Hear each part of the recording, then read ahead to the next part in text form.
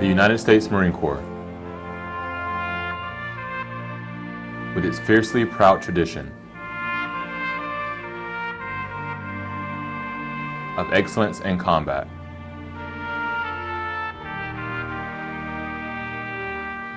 its hallowed rituals, and its unbuilding code of honor, is part of the fabric of American myth.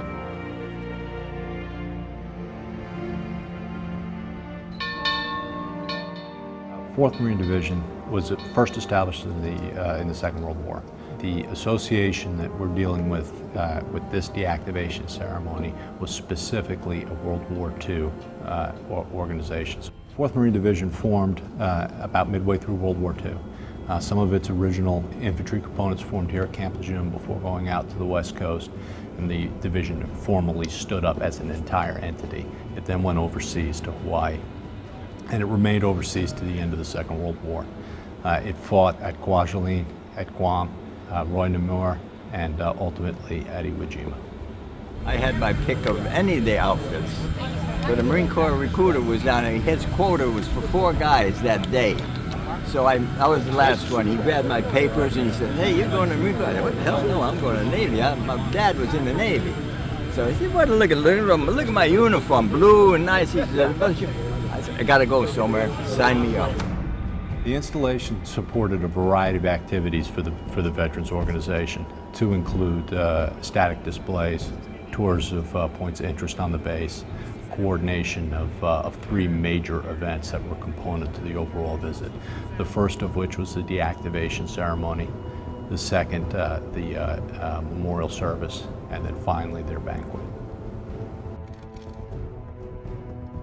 Because this was a final muster. In other words, this association will never get together again in its entirety. And as a group, they are probably as responsible for Marine Corps history, heritage, battle traditions as any other group of Marines in history. The fact that these guys were getting together for the very last time, it was extremely important historically for the Marine Corps, for Marines. Deactivation ceremony was probably the single most impactful component of the visit, the single biggest event, the passing of their heritage, their legacy to Marines of today. Tremendously honored at this incredible turnout, this show of respect for something that ended 70 years ago. What didn't end 70 years ago was our association. The 4th Marine Division Association had about 40 chapters all across the United States. And the work done at the local level for the Marine Corps and the 4th Marine Division Memories and Honor has gone on since 1948. This is our 68th and final muster. Of course, as a deactivation ceremony, the organization has organizational colors, official Marine Corps colors, which they wanted to parade and fold for the last time, symbolizing that they were done, that they would never get together again. We did that.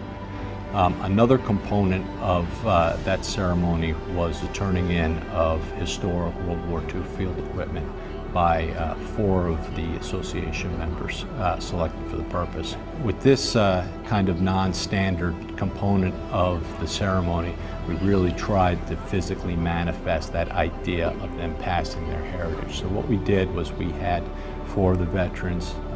One was provided an M1 rifle, service rifle from the Second World War.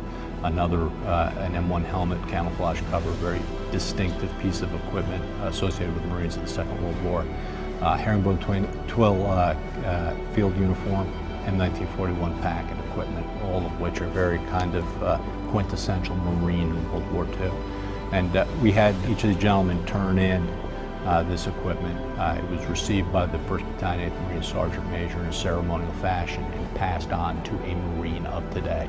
That facet of the event, we tried to really physically manifest that idea of passing their heritage and legacy.